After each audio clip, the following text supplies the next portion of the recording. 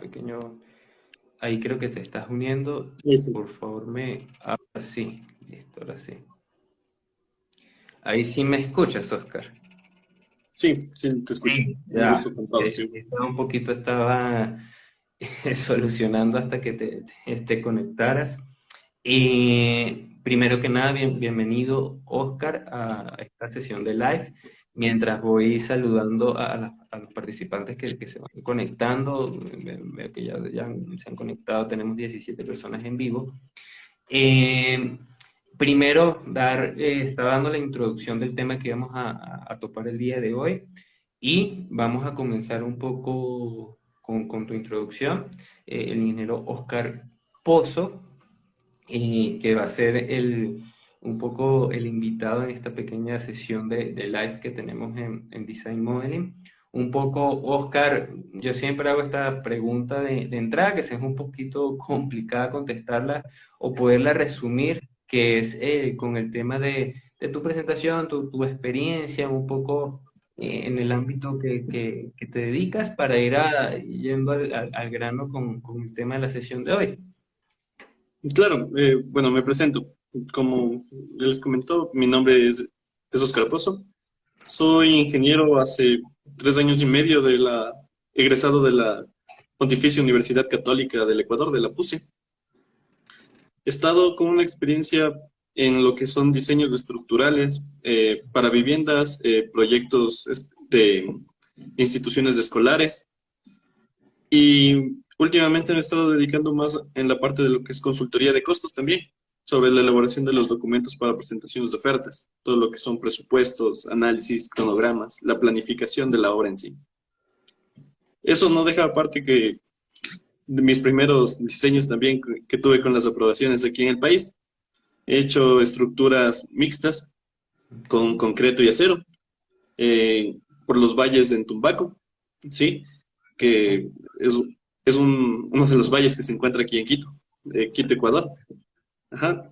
He tenido modelamientos igual de estructuras completamente de concreto, en lo que ya es parte de ciudad, cerca de lo que es la Universidad Politécnica, por los barrios de ahí, aledaños, de obras que se han construido ya a partir de diseño.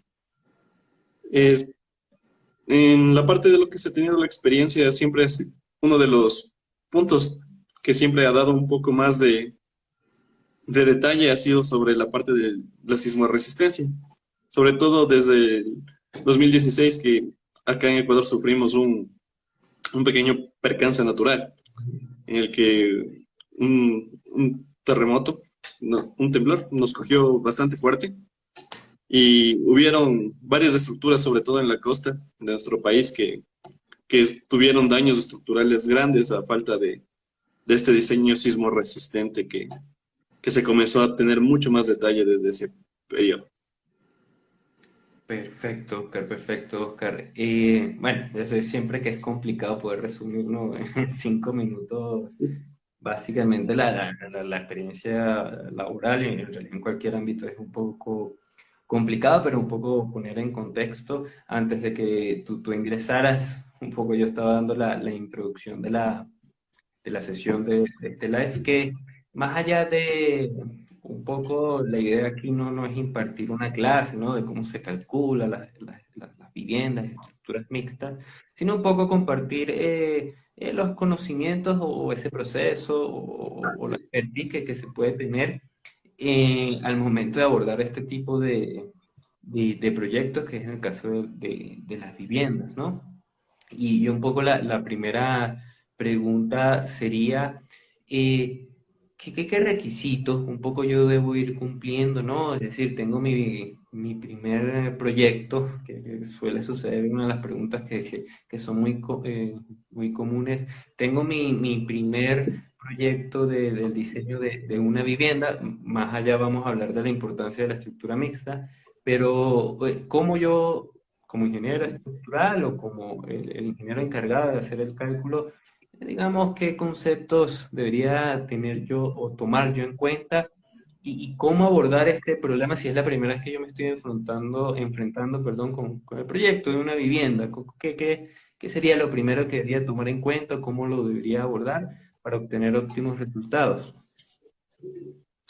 Bueno, en sí vamos a enfocarnos un poco en los datos que vamos a recibir, ¿sí? Uno de los principales datos que deberíamos estar chequeando va a ser la parte de las resistencias del suelo en base a un estudio de suelos, ¿sí? Porque con eso vamos a tener nuestra cimentación.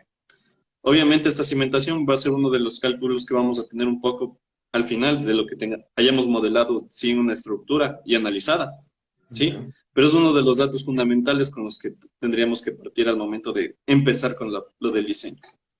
Otro es en cuanto a las características geométricas, ¿sí? Esto va a ser en base a las planificaciones que ya se tuvieron posiblemente arquitectónicamente antes, ¿sí? En las que vamos a tener nuestros distanciamientos para lo que son nuestras luces de vigas, Ok. ¿sí? Vamos a tener que diseñar sobre todo para la carga preestablecida que vayamos a colocar. Normalmente en edificios de vivienda es un poco sencillo, no suele pasar mucho más allá de unos tres pisos, una vivienda común. De cuando son edificaciones un poco más grandes, vamos a tenerle que dar mucho más importancia, sobre todo a las cargas que vamos a tener en los últimos pisos, ¿no? Porque nos va a volver a nuestra estructura pesada. Y esto es lo que vamos a... Y ahí sí vamos a comparar con nuestra resistencia del suelo para obtener un diseño de cimentación adecuado al momento de plantearlo. ¿Sí? Perfecto. Y mientras antes de un poquito seguir la conversación, voy saludando a los participantes que se van añadiendo. Comentarles que pueden realizar cualquier pregunta o duda que tengan al respecto, sobre todo este tema del diseño de viviendas, de estructuras mixtas, cómo se calculan en programas de cálculo. Pueden hacer cualquier pregunta al respecto y nosotros un poquito lo vamos a ir charlando y debatiendo.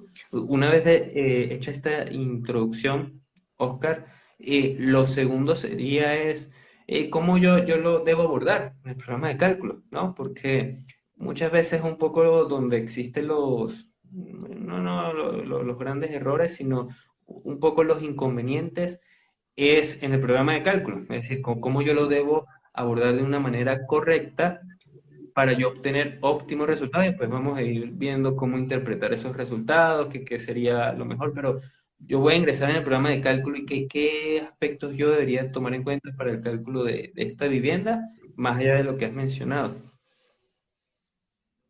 Bueno, más allá de lo que se ha mencionado, podría ser un prediseño de nuestros elementos, ¿sí? Perfecto. Normalmente vamos a partir con las dimensiones que nos brindan arquitectónicamente, ¿no? Porque con esas en sí es nuestro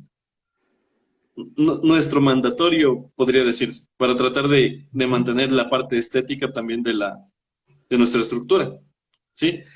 Obviamente vamos a tener que chequear que esa dimensión nos esté cumpliendo para toda la carga de la vivienda, que nos esté cumpliendo en sí los momentos, nos cumpla los cortes, ¿sí? Que no tenga las fallas, que no tienda a fallar simplemente con el peso propio, ¿sí? Vamos a hacerle con las combinaciones de carga, que van a ser normalmente las normativas que nos va a colocar en sí por país, ¿no? Aquí Ujú. no, la que nos rige en Ecuador es la normativa NEC, ¿sí? La normativa ecuatoriana de la construcción. Y ahí tenemos algunas combinaciones, ¿sí? En las que son más mandatorias son aquellas que van a colocar la parte de sismo resistente, Ok, ¿sí? La que colocan la carga del espectro de diseño que se le coloca en el programa, ok, ¿sí?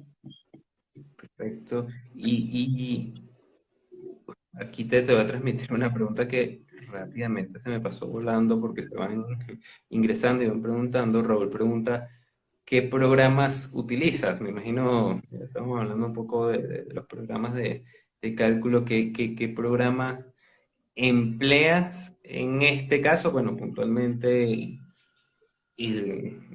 Oscar, y luego, bueno, vamos a hacer un comentario de qué importancia debería tener el programa de cálculo, ¿no? ¿Qué programas empleas en estos casos, Oscar? Bueno, en sí siempre he usado una combinación entre Entre dos sobre todo. El hecho más solamente la parte del análisis, ¿sí? Ujú. Tanto en SAP 2000 como en Robot últimamente. Ok. Al inicio le manejaba entre SAP 2000 y ETAPS, ¿sí? De lo que podría comentar en cuanto a estructuras que son un poco superficiales como tipo cerchas, ¿sí? Galpones, viviendas pequeñas, las Ujú. consideraría para realizar elementos en SAP 2000, ¿sí? Para Ok. edificaciones un poco mayores, las realizaría en etapas, que es realmente un poco más sencillo para la elaboración de plantas eh, similares al momento de las elevaciones que me envié. Y estas dos me ayudan a sacar los resultados igual de la cimentación con la vinculación que se realiza con SAFE, ¿sí? Igual es un prediseño que toca colocar. Se realiza un diseño, en esos me suelo colocar con mis hojas de cálculo de Excel, las manejo en base a las normativas de mi país, que me estén cumpliendo para colocar las dimensiones, sí, y toda la parte del diseño ya dentro del programa y ver que sí me esté cumpliendo igual con la combinación. Perfecto, Sí, perfecto. en la parte de lo que he visto, normalmente estructuras metálicas, puentes, sí, lo colocaría más con la parte de robot. Sí, el robot tiene una vinculación mucho mejor, aparte de que se utilizan elementos adicionales para hacer los diseños, sobre todo de las conexiones que se implementan en estas estructuras. Perfecto. Y un poco la siguiente pregunta, Oscar, antes que te voy a hacer la pregunta y antes que me contestes, me comentan que este video, si se va a visualizar completo, si lo van a postear este video completo, sí, efectivamente, apenas terminemos con esta sesión de live, inmediatamente en nuestras redes sociales, específicamente en nuestro perfil de Instagram, va a estar ya posteado completo el Instagram Live, así que no se preocupen por eso. La pregunta un poco del millón y por qué la mayoría está ingresando, asumo, porque si no las han hecho, es por qué la necesidad de una estructura mixta, ¿sí? Es decir, en qué caso yo me voy por una estructura mixta y por qué no completamente estoy trabajando en hormigón armado o porque no completamente estoy trabajando, digamos, en acero. ¿Por qué esa necesidad? ¿Cuándo surge esa necesidad de la estructura mixta? Y un poco te hago la pregunta porque básicamente es una de las preguntas más comunes que nos hacen llegar en nuestras redes sociales, en nuestras formaciones y demás. Bueno, en sí de lo más común suele ser porque la estructura, principalmente la estructura de hormigón, ya suele estar, ya está hecha, ¿no? Y se Ujú. quiere hacer a veces un ampliamiento, un pequeño ampliamiento en las partes superiores, tal vez lateral. Y para no sobrecargar también la estructura, se trata de colocar elementos bastante delgados y resistentes que pueden ser en sí perfilería de acero, ¿sí? De lo que se han visto, de lo más común que he visto cuando se realizan estos, por ejemplo, en viviendas pequeñas de unos 2, 3 pisos, Ujú. se suelen hacer como la mitad del área de la superficie final de lo que sería en sí la terraza, una pequeña tipo cercha, Ok. en lo que se ocupa en la parte superior. ¿Sí? Todo eso en la parte de la terraza le coloca como estructura completamente de acero. Se suelen colocar unos paneles y una mampostería, Ok. tratando de eso alivianar igual a la parte de la estructura y que no me afecte de manera esencial a mi vivienda en sí. Sí, y también en muchos casos, muchos casos, también depende de la disponibilidad del material, ¿sí? Muchas veces les va a tocar, que no nos ha pasado en los últimos proyectos, que el cliente busca el diseño de una vivienda y capaz no voy a generalizar, pero les puede o puede suceder que un poco ya tiene un material que quiere reutilizar por X o Y, ¿ok? Pero quiere emplear, por ejemplo, el diseño en hormigón o el diseño en acero y básicamente uno no tiene mucha opción que empezar a utilizar la estructura mixta, ¿ok? Entonces, ahí viene ese mix Adicionalmente, también tenemos, por ejemplo, las columnas rellenas, ¿no? Que son columnas de acero rellenas de hormigón, muchas veces para ampliar la rigidez. Es decir, y como bien comenta el ingeniero Oscar, depende también que muchas veces quieran hacer una ampliación. Es decir, no siempre es que se parte desde cero. Bueno, vamos a hacer una estructura mixta. No, muchas veces va en función también de la necesidad y voy leyendo algunas preguntas que te voy transmitiendo, perdón, Oscar. Lo primero, más que una pregunta, es un saludo del usuario Alejandro. Alejandro B. Saludos al ingeniero Pozo. Por ahí te Saludos. dejo un saludo. Cevitas Naranjo indica qué tipo de conexión utilizan estos diseños. Son conexiones precalificadas. Es decir, que, por ejemplo, y voy a enfocar más la pregunta, cuando yo tengo esta ampliación que estás comentando, Oscar, ¿qué recomendable sería la unión entre la estructura de acero y hormigón? ¿Qué sería lo más común que pudiéramos utilizar en estos casos?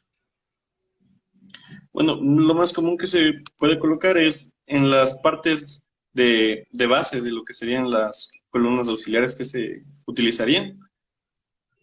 Placas empernadas directamente hacia las columnas que se encuentran en la parte inferior, ¿sí? Hacer las perforaciones, colocarle unos pernos expansivos hacia una placa. Y de ahí esa placa estar soldada a la pieza de la columna, que la elevaría. En cuanto a la parte superior, que serían las conexiones entre vigas y columnas, dependiendo de lo que se le vaya a colocar, lo más común es que no lleven esas partes cargas, sino que sean en sí ya cubierta, por lo que se suele colocar una soldadura, ¿sí? En esta parte de la soldadura igual debe ser realizada por personal calificado en esta parte Ujú. del ambiente, ¿sí? De esta conexión. Y también porque esto es muy común, ¿no? El tema de las conexiones precalificadas, que inclusive estamos en una formación actual de Urban Steel, hacemos mucho énfasis en esto también con el ingeniero Mateo, de que uno tiene que simplificar la construcción. Y es muy importante que eso se lleve también al aspecto de las conexiones, ¿sí? Porque la conexión sea precalificada no significa que sea algo malo, no, totalmente todo lo contrario, ya que es una conexión precalificada, como bien menciona la palabra, y ha sido a través de ensayos del código ISC, etcétera, etcétera, se ha puesto a prueba este tipo de conexión y desde el punto de vista de cálculo y constructivo, como bien mencionó ahorita el ingeniero Oscar, uno debería buscar este tipo de conexiones, ¿ok? En casos puntuales, si no podemos aplicar este tipo de conexiones, eso ya es otro tema. Pero básicamente cuando tenemos el hormigón y el acero, nos basamos mucho en lo que es las placas, como mencionó el ingeniero Oscar, y el tema de los pernos puede ser con epóxicos, de anclaje, etcétera, etcétera, pero nos basamos mucho en el anclaje a través de placas y pernos, y eso es muy importante que se tome en cuenta. También hace la pregunta Sebas Naranjo, y antes de ya ir a un aspecto que quiero que me comentes de tu experiencia, Oscar, ya las recomendaciones que también nos has hecho las preguntas un montón de veces de esos tips para la aprobación de los proyectos, de los planos, de cómo llevar esto ya al aspecto constructivo. Pero antes de ir a ese tema, nos preguntan también que cómo se maneja el tema de la rigidez en las estructuras de hormigón y acero. Es decir, cómo funciona este tema de la rigidez en una estructura de hormigón y acero. Bueno, dentro del programa SAP, la herramienta que me ayuda a ir colocando esos puntos, sobre todo esos joins de rigidez, es la parte de Ujú. los constraints, ¿sí? Estos me van a permitir en sí delimitar la parte hacia donde yo voy a tener mis fuerzas de traslado y mis momentos, ¿sí? Entonces, una vez de que conozco igual cómo voy a colocar mi unión, voy a saber, bueno, en sí, esto ya está empotrado en la parte inferior, no me voy a mover para la parte inferior, me puedo mover para la parte lateral, ¿sí? O se me puede torsionar hacia ciertos ejes. Entonces, analizándolo de esa manera, sé qué restricciones le voy a poner a ese constraint y en qué nodos los colocaría. ¿Sí? De esa manera, al momento de yo ocupar las cargas, voy a tener la parte más real al momento de efectuar el análisis de mis cargas en sí, de mis combinaciones o de la parte modal.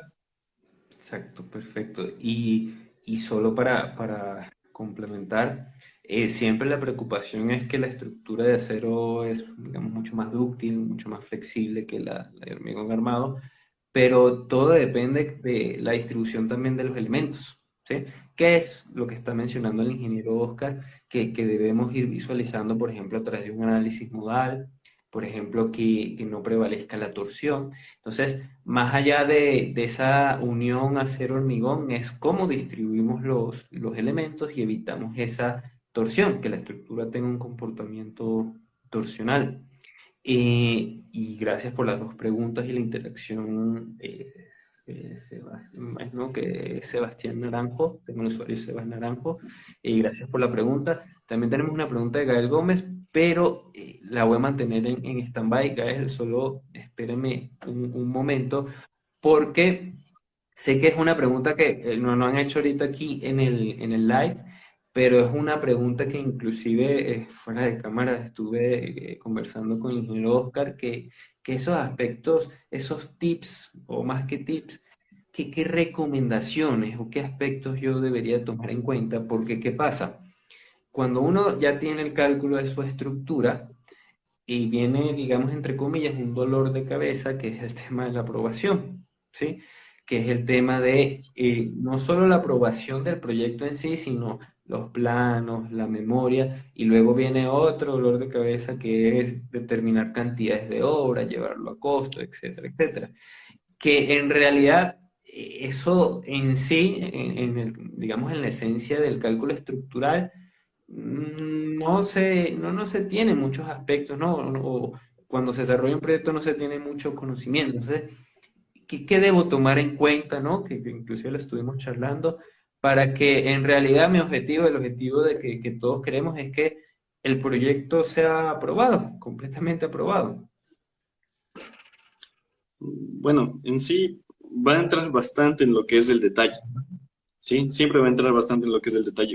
Nosotros podríamos en sí guiarnos ya de las dimensiones que se han colocado de un diseño ya arquitectónico, pero en cuanto a la parte del armado, que es la que nos va a interesar en la parte estructural, porque es lo que vamos a diseñar para las columnas y vigas, el colocar esos refuerzos que nos van a permitir que tanto la estructura resista como en todo el cálculo que se realiza en sí del diseño,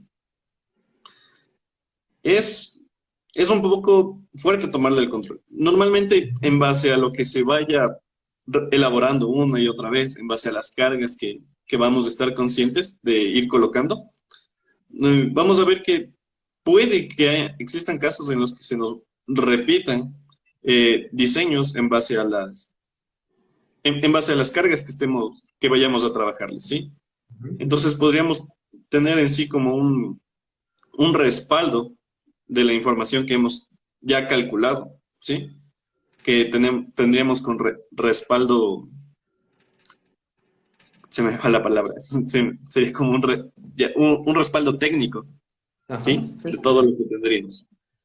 Eh, Aparte de ese respaldo técnico, es bueno que mientras se vaya tanto realizando el dibujo, se vaya igual realizando la contabilización de los elementos, porque uno de los dolores más grandes que vamos a tener va a ser la elaboración en sí de la planilla, ¿sí?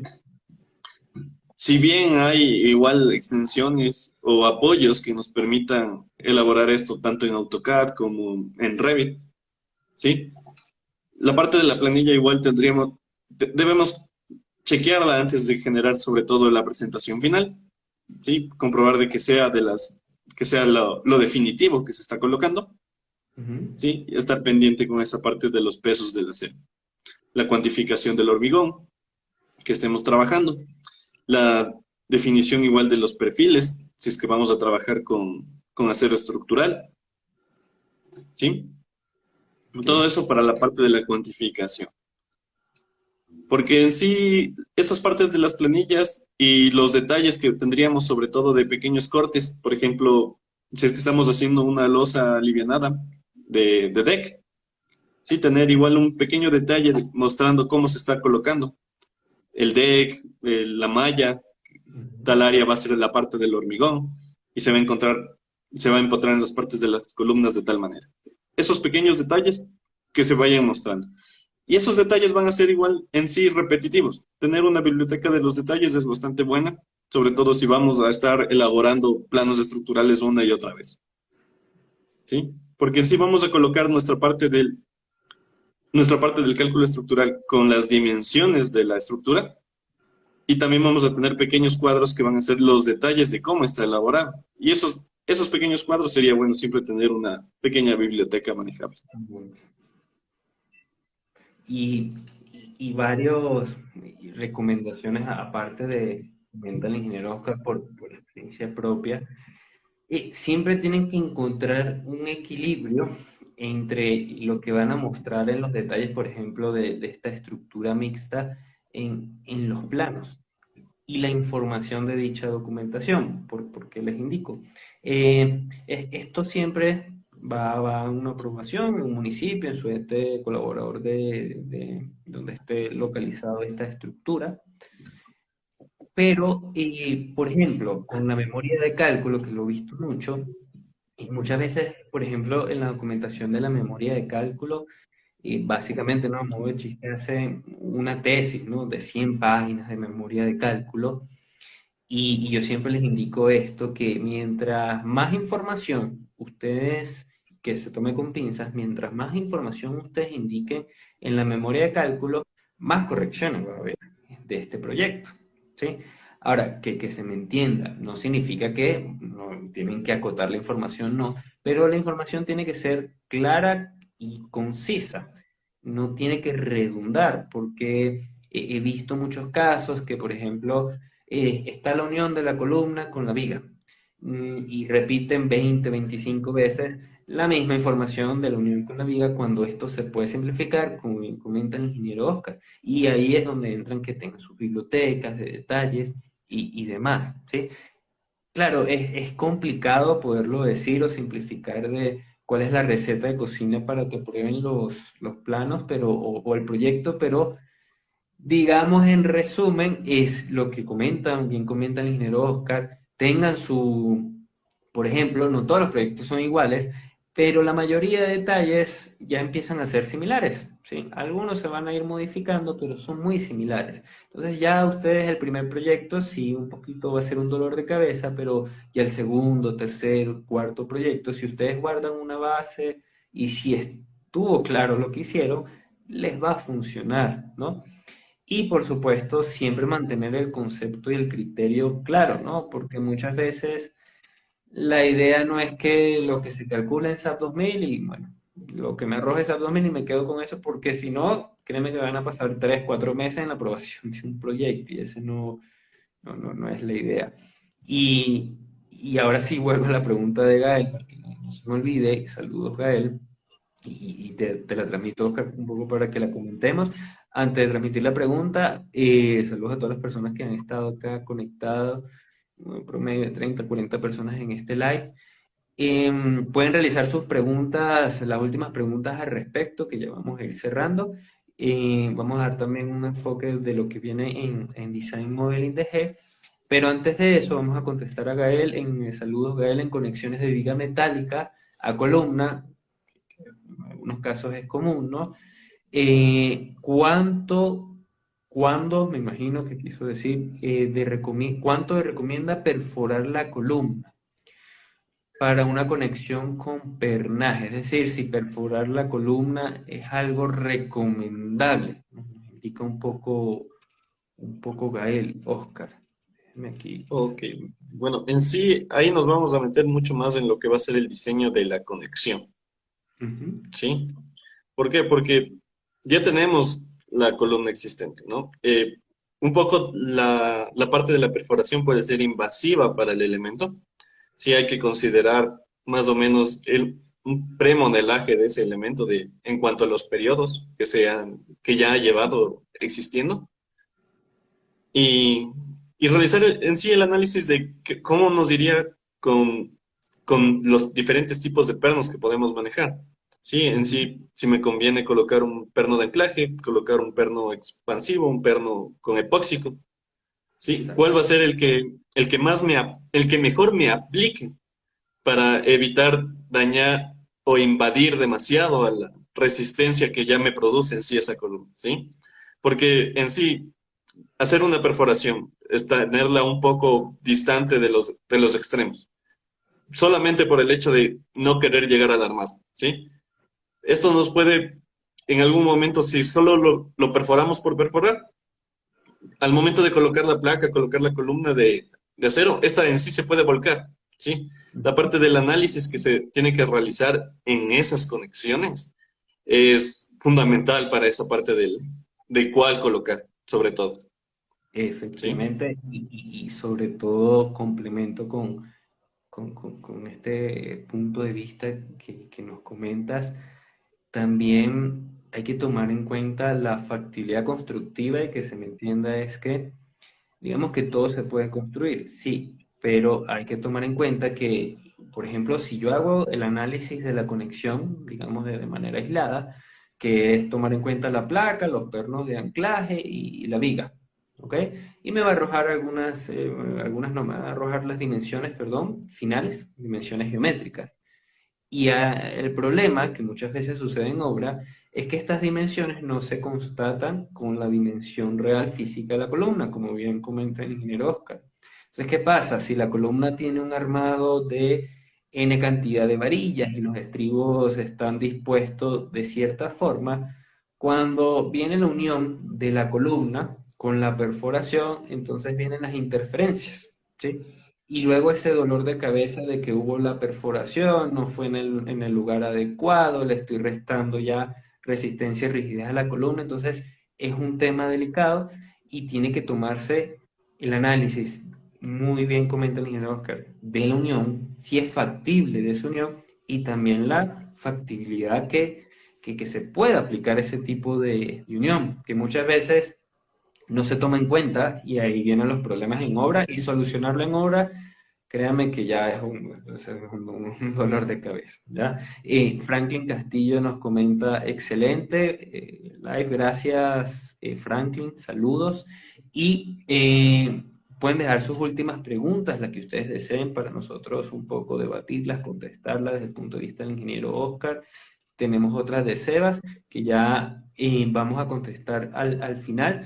Y ya para ir cerrando, Oscar, eh, ¿de qué nace esta iniciativa de Live de estructuras mixtas?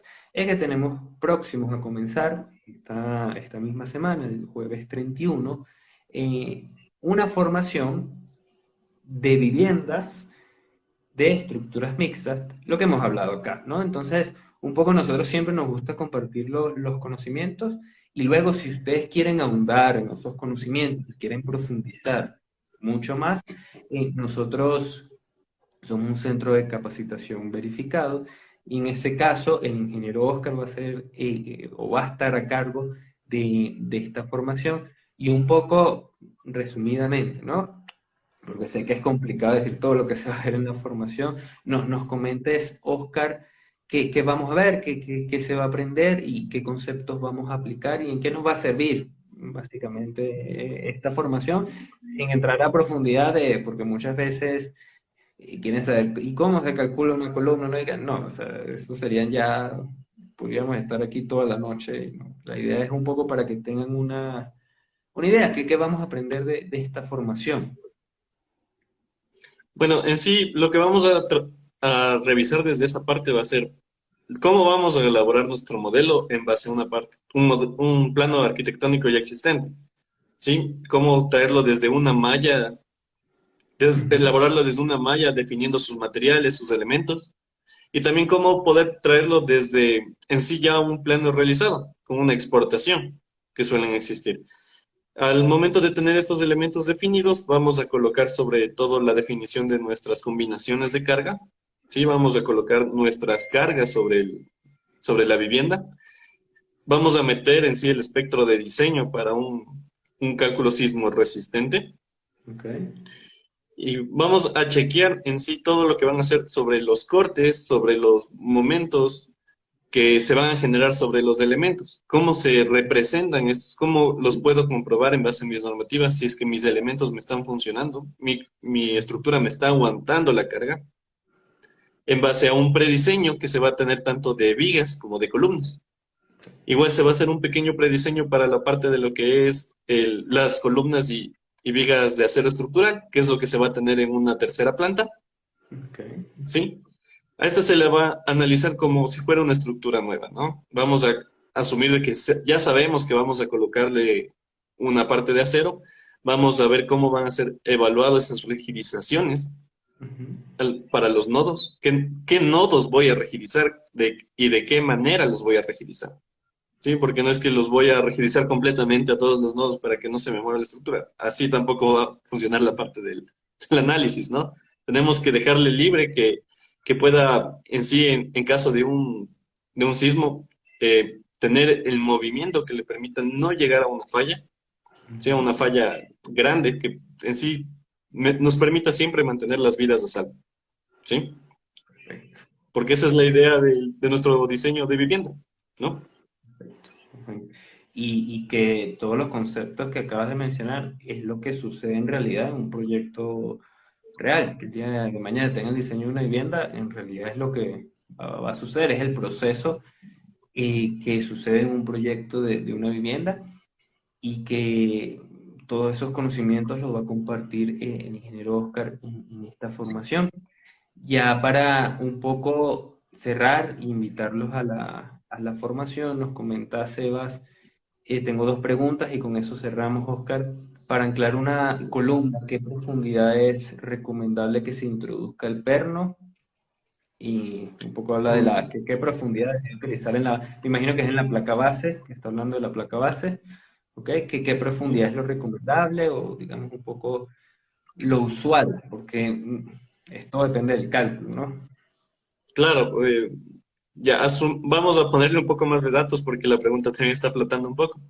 Asumamos de que solo es como para colocar una columna de qué será, unos 2,5 metros para colocar en sí una pequeña cubierta, Ujú. ¿ya? Y eso se está colocando ya en una última planta. Lo recomendable para una perforación en sí podrían ser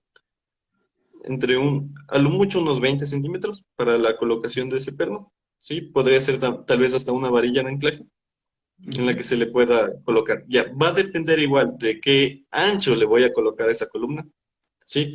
Y de la columna existente que ya tengo, ¿sí? Porque si tengo una columna de hormigón abajo de 20 por 20, en sí, no es que a esa le voy a perforar unos 20 centímetros para meterme, Claro. ¿no? Sí va a depender bastante de cómo están mis otros elementos trabajando, ¿sí? Sí Perfecto. necesito una columna robusta en la parte inferior como para hacer esas perforaciones también. Y también lo que comentas, ¿en dónde? Porque no es lo mismo una placa base, que es donde tenemos ya la interacción de la superestructura-infraestructura y ya tengo las reacciones de la base que son mucho mayor que, por ejemplo, el caso que comentas de la columna. Son diametralmente opuestos. Entonces, depende mucho del cálculo y del caso también que comenta el ingeniero Oscar. Y la última pregunta, y con esto cerramos, Oscar, ya para invitarlos al curso. ¿Cómo elegir el tipo de losa para edificación?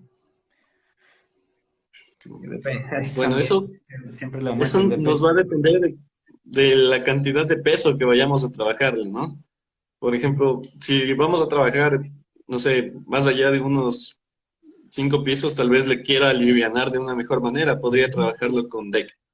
Sí, me ayuda tranquilamente a trabajar con un menor espesor, me ayuda a mantener las cargas que lo ocuparía con una losa nervada Ujú. alivianada con bloque, ¿no? Si es que la tengo un poco pequeña la vivienda, unos 4 pisos a lo mucho, podría estarla trabajando con unas losas alivianadas, con nervadura y alivianamiento de bloque, ¿no? Sí va a Perfecto. depender bastante también de la parte adquisitiva que se tenga, ¿sí? Porque en sí, comprar la parte de los bloques para hacer también los encofrados, todo el procedimiento que me requiere la parte constructiva de ese tipo de losa en comparación con la del deck. También va a depender de esa parte de los costos. Es que son Podríamos hacer números. en sí también una pequeña comparación del presupuesto para tomar la decisión sobre todo. Sí, que ahí yo haría énfasis, Oscar. Desde el punto de vista estructural, no es que toda losa funciona, ¿no? Eso va dependiendo, pero si dependiendo del tipo de losa, uno puede diseñar y va a encontrar el espesor y el tipo de armado de la losa, pero muchas veces lo que prevalece es lo único finito que tenemos, que es el dinero, en realidad, ¿ya? Y en función de ese poder adquisitivo y en función de eso se discretiza en qué tipo de losa se puede utilizar en la edificación. Porque si solo se ve el punto estructural, uno puede entrar en el debate que me va a funcionar la losa ligrada, puede funcionar la losa maciza, puede funcionar el steel deck, porque están diseñados para resistir las cargas gravitatorias, no la van a resistir. El problema es las dimensiones y el costo. Eso es básicamente el problema y ahí es donde viene el tipo de losa, ¿ya? Y con esto vamos a cerrar. Hemos tenido digamos, un poquito siendo un día especial porque sé que ahorita están en fecha eliminatoria y la mayoría está viendo el partido, pero hemos tenido un aforo interesante y será que las personas que han estado acá han estado interesados en el tema, ha habido muchas preguntas, lo cual es gratificante también de la ponencia del ingeniero Oscar. Gracias a ti, aquí, Lau Piso 0976. Gracias a ti. Un poco para finalizar, invitarlos a la formación de estructuras mixtas, la cual va a ser precedida por el ingeniero Oscar Pozo. Se va a encargar de compartir todos sus conocimientos y estos conocimientos vamos a trabajar con una metodología de una aula virtual privada, donde van a poder realizar todas las preguntas completamente en vivo. La formación es en vivo, un poquito no somos, digamos, tan fan de las formaciones pregrabadas, porque luego existen las dudas y cómo hacerlas llegar es un poco complicado. Entonces las sesiones son en vivo, todo el material es descargable, ¿ok? Todo el material es descargable y el aforo también es acotado, es decir, no es una formación donde van a ingresar 100 personas, ¿no? Es un aforo acotado para que ustedes puedan aprovechar al máximo esta formación y la bondad es que realmente esta formación la pueden percibir desde cualquier lugar, es decir, al no ser una formación presencial, que muchas veces esto está estigmatizado, y que existe ese recelo, que capaz no la vamos a aprovechar, todo lo contrario. Una formación en línea se le puede sacar el doble del provecho porque tiene muchas bondades y eso es un poco lo que queremos transmitirle. Se va a realizar un control de deriva extorsión, efectivamente, porque se hace un diseño sismo resistente. Adrián, saludos Adrián. Entonces, es una formación que le van a sacar el provecho. Son 27 horas en total, es decir, es un buen tiempo para que ustedes se animen en el diseño de viviendas, estructuras mixtas y diseño de viviendas en general, porque les va a servir para estructuras mixtas y estructuras de hormigón y acero. ¿Ok? Entonces, es importante que eso lo tomen en cuenta. Y si se animan a esta formación, toda la información la van a encontrar en nuestro perfil en Instagram. Es decir, ahorita en la parte superior donde dice Design Piso Modeling Piso de G, le dan clic y ahí en la biografía encuentran toda la información o nos envían un mensaje por privado, ¿ok? El programa que se va a usar en el curso, Gael, es SAP 2000, ¿ok? Eh, la relación costo-beneficio es muy buena, créanme, muy buena. Es casi que un dólar por hora lo que van a invertir. Entonces, la verdad, muchas veces tenemos tenemos ese recelo de la inversión y créanme que es una ganancia para ustedes en el ámbito profesional. Entonces, invitarlos a esta formación arranca el día jueves, es decir, el 31 de marzo, ¿ok? Toda la información está en la biografía o nos pueden hacer las preguntas que quieran por privado en nuestros posts. En realidad, si googlean Design Modeling de Gesta, toda la información de nosotros, historia y vida, ¿no? Y específicamente en la biografía, ¿ok?